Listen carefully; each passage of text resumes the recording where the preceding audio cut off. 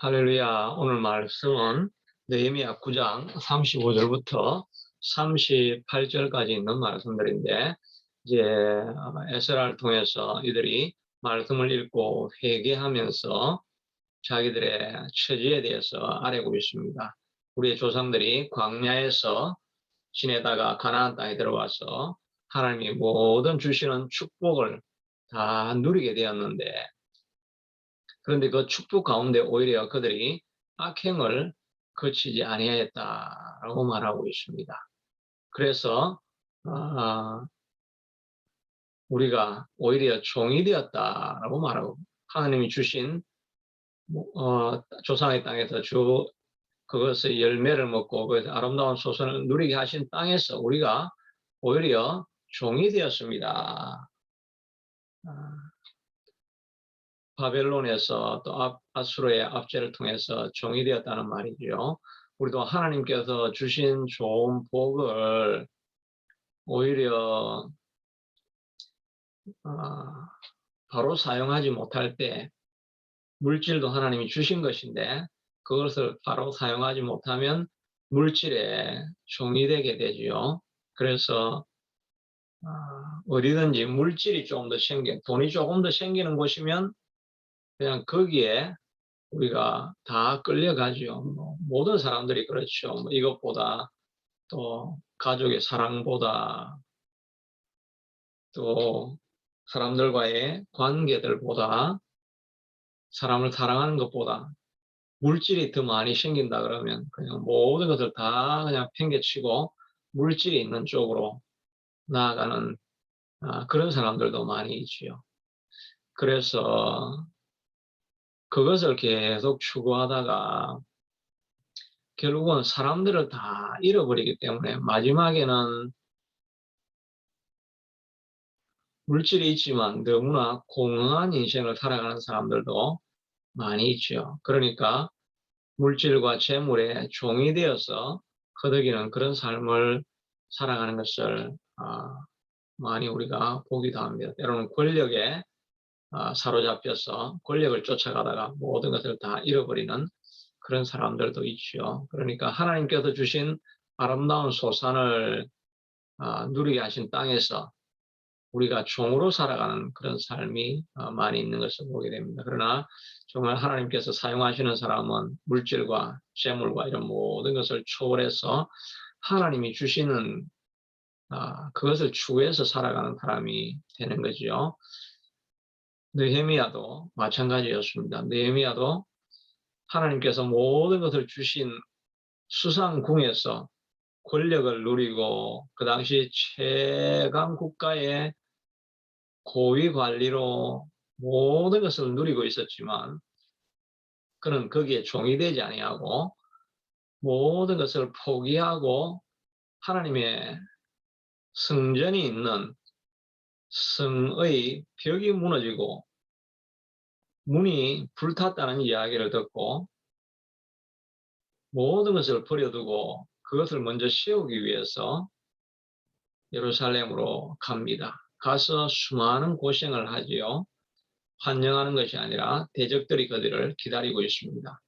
또 가정 고생을 하면서 낮에는 노동하고 밤에도 잠을 제대로 자지 못하고 성 안에서 군복을 입은 채로 별을 보면서 자는 생활들, 이런 생활들을 마땅히 감수하고 그 일을 해내게 되었죠. 그러니까 그는 물질의 권력의 종이 되었던 것이 아니라 물질과 권력을 다스릴 수 있는 사람이 되었습니다.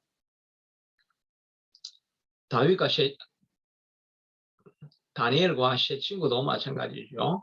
왕의 로열 아카데미에 들어가서 왕이 주는 모든 진술을 다 먹을 수 있었지만 거기에 굴하지 아니하고 나는 제사장에 바친 음식은 먹지 않겠다.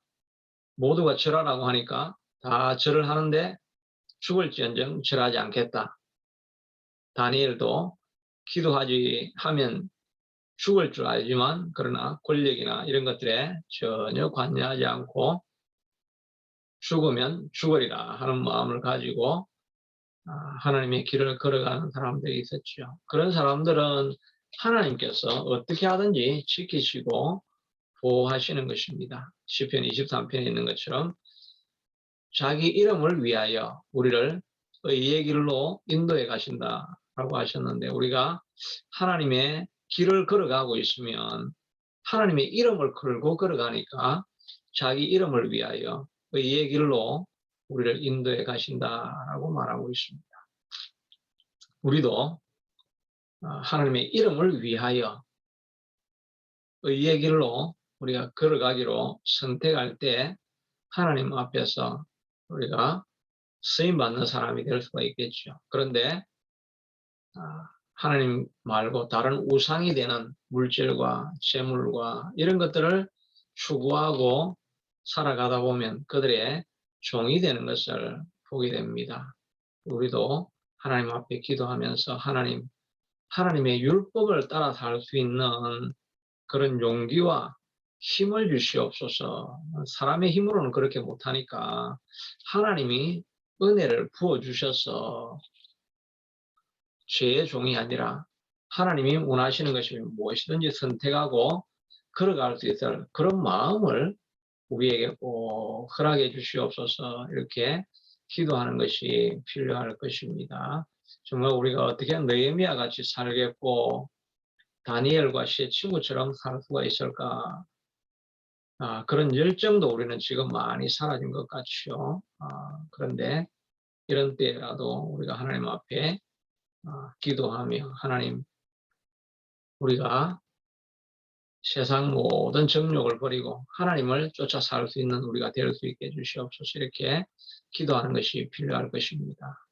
하루에 시간을 드리고 물질을 드리고 하나님이 요구하시면 무엇이든지 그 일을 하려고 하는 그런 삶이 우리가 있어야 우리가 세상의 종이 되지 아니할 것입니다. 근데 이거는 제가 이 말을 해도 별로 열정이 안 생기는, 우리가 너무 그렇게 못 살고 또 그렇게 살 만한 힘도 전혀 없는 것을 이렇게 생각하니까, 그런데 우리가 해야 될 일은 하나님이요 성령을 부어주셔서 우리가 정말 주어진 땅에서 종으로 살아가지 아니하고 하나님을 따라서 주인으로 살아갈 수 있는 우리가 될 수 있게 해주십시오.